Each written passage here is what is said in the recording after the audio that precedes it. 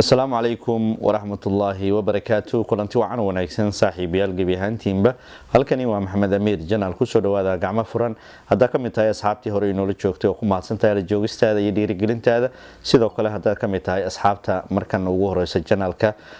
fadlan subscribe inoo saar ku soo dhaw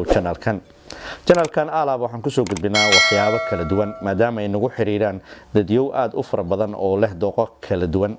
inta badan waxaan ku soo qaadanaa waxyaabaha faniga ah challenge-yada iyo sheekooyinka laakiin haddana kama maqnaa in aan ku soo gudbino waxyaabaha caalamka indhaha ay ku hayaan sida arrimaha bariga dhexe oo kale waxaa jira dad aad u xiiseeya siyaasadda oo channelkan ku xiran marka waxaan isku dayeynaa gabi ahaantiinba in aan idin qancino oo aan idin wanaajino hadii Ilaahay raali ka noqdo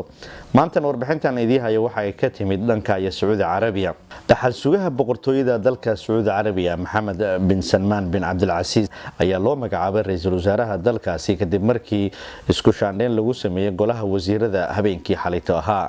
sida caadiga ahaa ee boqortooyada ba u yeelay ayaa waxa uu ahaa xilka waxa qaban jiray xilligaasi boqorka haya boqortooyada balse dad badan ayaa waxay aaminsan yihiin Mohammed bin Salman in uu ahaa ra'iisul wasaare xilli horeba loo sii magacaabay oo ahaa sanadihii la soo dhaafay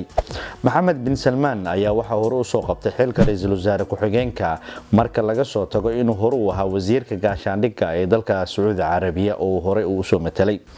Mohammed bin Salman bin Abdul Aziz ayaa wuxuu kamid yahay boqortooyinka aadka ugu daadiyar ee xilalka ceenkan oo kala qabta sidoo kalena waxa ay dadka qaarkood hore ay ugu dhaleeceeyeen in ay jiraan in uu dalka ka bedelay nidaamyo fara badan sidoo kalena uu ku soo kordhiyay waxyaabo marka aan looga baranin dawladda Sacuudi Carabiya iyadoona dadka qaarkiina ay aad ugu sii eedeynayaan in uu geystay falal ka dhan ah arrimaha bini'aadanimada xilkii hore ugu hayay ee ahaa wasiirka gaashaandhigga waxa loo magacaabay walaalkiis ka yar Khalid bin Salman kaas oo isna ahaa ku xigeenka wasiirka gaashaandhigga ee dalka Sacuudi Carabiya ayaa imikana ah wasiirka gaashaandhigga ee dalka Sacuudi Carabiya sida lagu xusay wareegto ka soo baxday gudaha boqortooyada ayaa waxa lagu sheegay in wasiirada qaarkood xilka ay sii hayeen doonaan iyadoo isku shaandhaynta la sameeyayna aysan kamid ahaynin wasiirka arrimaha dibadda iyo wasiirka tamarta kuwa oo ay xilkooda sii haysan doona Mohammed bin Salman bin Abdul Aziz ayaa xilka wasiirka gaashaandhigga loo dhiibay isagoo aad u daayar sanadka markii uu ahaa 2015 taas oo sare loogu qaadayay hanaanka uu ku leeyahay doorka siyaasadda ee dalka Sacuudi Carabiya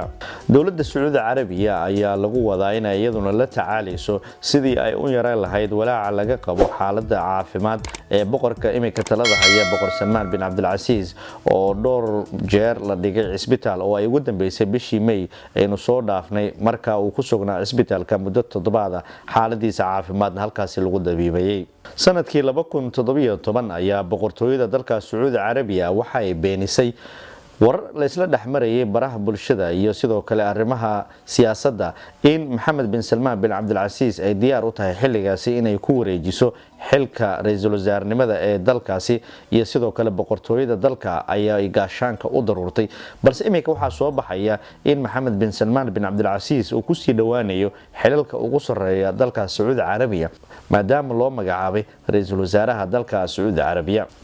dadka falanqeeya arrimaha siyaasadda ayaa waxay sheegayaan in arrinkani ay tahay in Mohammed bin Salman bin Abdul Aziz uu ku soo dhawaanayo qeybaha ugu sareeya ee xukunka dalkaasi hadiiba mar laga dhigay ra'iisul wasaare marka xigana uu noqon karo boqorka dhaxal sugaha rasmiga ah ee dalka Sacuudi Carabiya iyadoona boqortooyadu ay tahay dhaxal walow ay familkaasi reer Al Saud ay yihiin famil aad u fara badan oo iyaguna dhaxaltooyada ay isku dhidhiibaan midba midkiisa kale balse imika waxa ugu cadcad Mohammed bin Salman bin Abdul Aziz sidoo kale